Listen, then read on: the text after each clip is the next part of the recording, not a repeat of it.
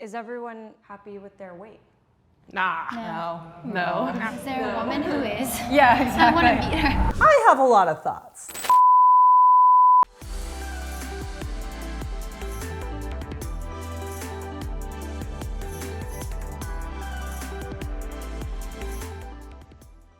Hey everyone, I'm Abbey Sharp. Welcome to Abby's Kitchen. Today I'm going to be unpacking Jubilee's explosive social experiment where blindfolded women guess each other's weight. Now, quick heads up here, there is a lot of talk about eating disorders, and there will also be some specific weight numbers mentioned. But as always, I'll be trying to approach this topic with sensitivity and care. Before we get too far into things, I want to hop in to tell you about my sponsor today, Homoglow. So spring is mere days away, which means we are crawling out of our cold, dark winter dungeon, hopefully feeling somewhat refreshed. Okay, so who am I kidding? I am more tired than ever, which is exactly why I've been leaning on Homoglow for my spring cleaning. So Homoglow is a 5-star cleaning service with super affordable prices. Way cheaper than most cleaning services that we've paid for in the past. So the way that it works is you go to Homoglow's website to choose the time and the day that you're looking for and the duration of your cleaning, and you will see all the available cleaners along with their background checks, photos, and reviews. So if you have someone that you've worked with before that you really loved, you can rebook that same person. And you can schedule it for that week or like a month from now if you want to rebook your cleanings on a regular basis. You can also sign up for their Forever Clean membership, which saves you $30 an hour on all future cleanings or unlimited cleanings for $19 an hour, all of which are backed by their happiness guarantee. And trust is a really big thing for me, especially when it comes to people I let into my house. So you can filter and select your cleaners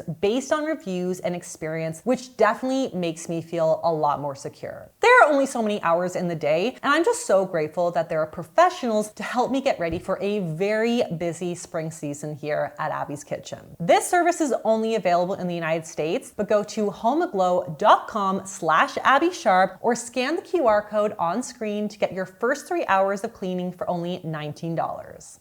Okay, so first of all, this video is definitely worth a watch in its entirety, as I can imagine that most, if not all of you watching right now, can relate to at least one of the women in the lineup. But there are really some major themes that I saw come up frequently in the video that we absolutely need to unpack. Number one, eating disorders do not discriminate. I'm recovered now, but I used to have anorexia. My anorexia was due to me being a ballet dancer. My first eating disorder was like binge eating. I wanted to gain weight really bad. I used to have orthorexia, which was like really hyper-focusing on like health.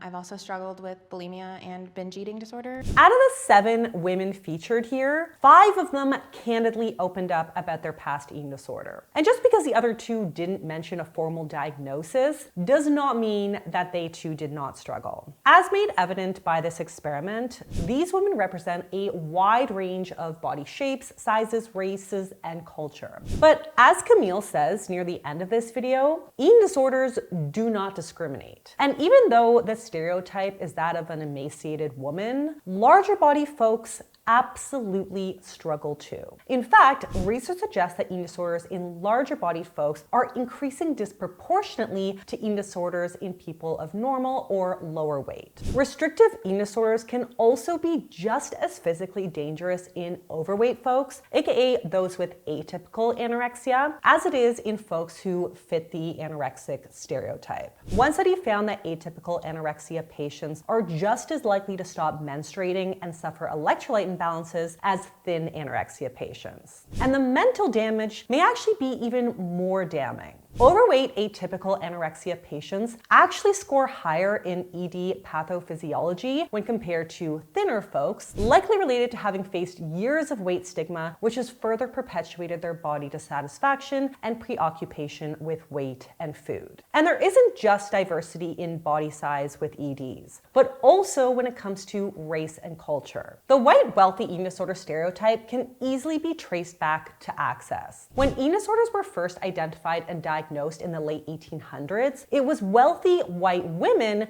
who could afford treatment and white men who were treating them and building out the foundation of literature that we rely on today. This has created persisting challenges with accurate statistics because a lot of our frameworks and diagnostic tools were developed from white women's experiences specifically. It's therefore highly likely that a large percentage of eating disorders in women of color are going unreported and untreated. Thankfully, research is starting to catch up. And here are some really interesting but ultimately pretty sad stats to prove it. Black American preteens consistently score higher than white girls on almost all ED inventory scales. Binge eating is more common in Black women than white women. Black girls are 50% more likely to suffer from bulimia than white girls. Black American girls with anorexia seem to develop it younger and struggle with it longer than white girls with anorexia. And in the thinnest preteen girls, Hispanics and Asians reported significantly more body dissatisfaction than white girls.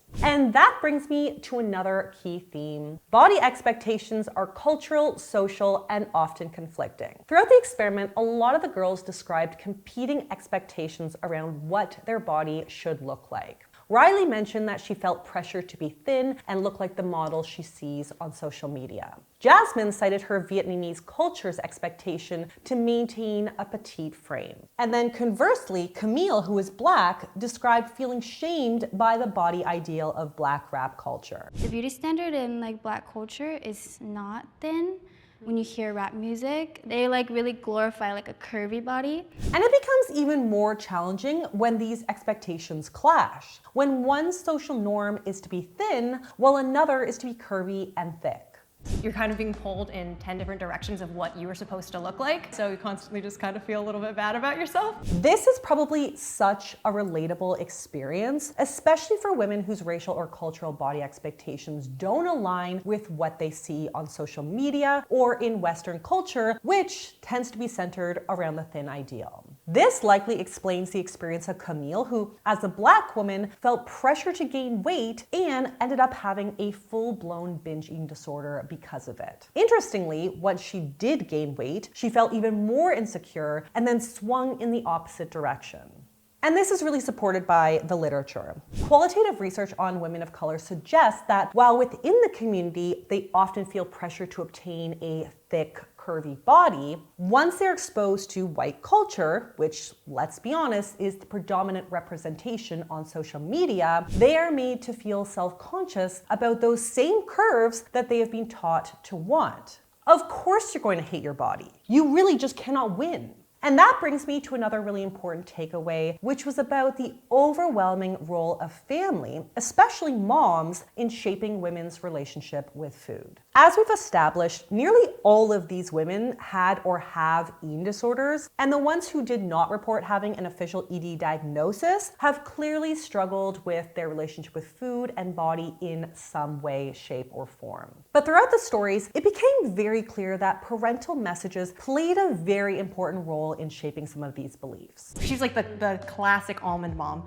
Like she told me that I should stop eating grapes because they're too sugary. It would be like that voice, that one voice of my mom kind of just always in my head. My family would jokingly call me names that correlated to my weight, and that was really tough, and that caused a lot of my weird relationship with food.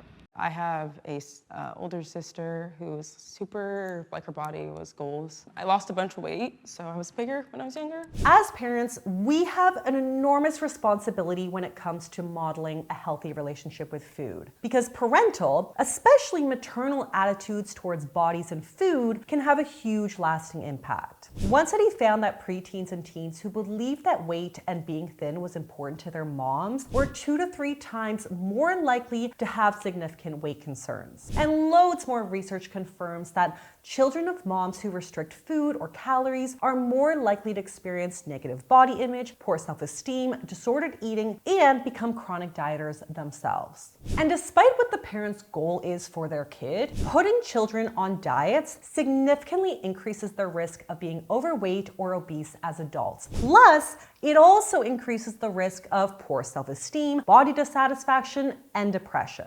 If parents could understand these statistics, truly understand them, they would agree that nothing good can come of this. It doesn't make them skinny and it doesn't make them happy. And speaking of nothing good, what I felt was perhaps one of the most telling observations from like this whole session was despite the women's weights ranging significantly from 97 to 274, all of them said this. Is everyone happy with their weight? No. Is there a woman who is? Yeah, exactly. I want to meet her. With the exception of Liz, who at 133 pounds said she's okay with her current weight because she feels a lot healthier now than when she was a professional ballerina fighting to be thin, the only other two women who actively expressed respect for the body they have were the two women who weighed over 250 pounds. I will also say that even though I'm not happy, this is not my dream body, I am not mad or ashamed of my body, so I will celebrate and value myself.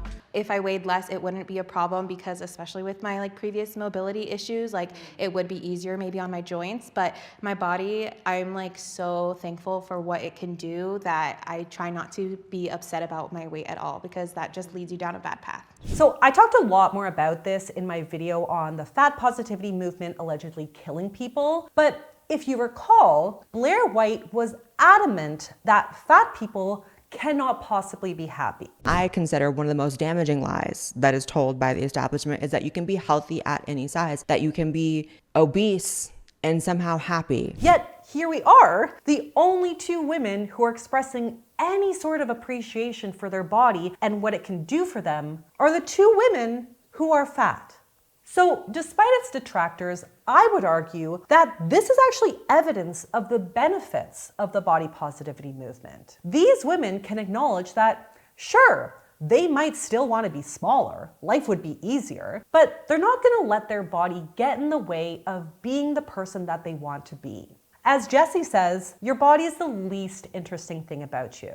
And this is why, even though the body positivity movement was ultimately created by fat women for fat women, and we can't expect our experiences as thin women to be centered within it, it still greatly benefits us. Because as we can see, being thin doesn't automatically make you love your body, especially when we consider the intersectionality of race. In fact, Camille had the lowest body weight of the lot, and she was the one who expressed feeling like less of a woman because of her weight. Anyway, I highly recommend watching the full video on Jubilee's channel, though heads up for the weighing at the end of the video if that is triggering for you. But I would love to hear your experiences and which stories resonated with you. And a quick reminder to be kind in the comments. This is a safe place. But if you like this video, don't forget to give it the thumbs up, subscribe to the channel, and I will see you next time on Abby's Kitchen. Bye!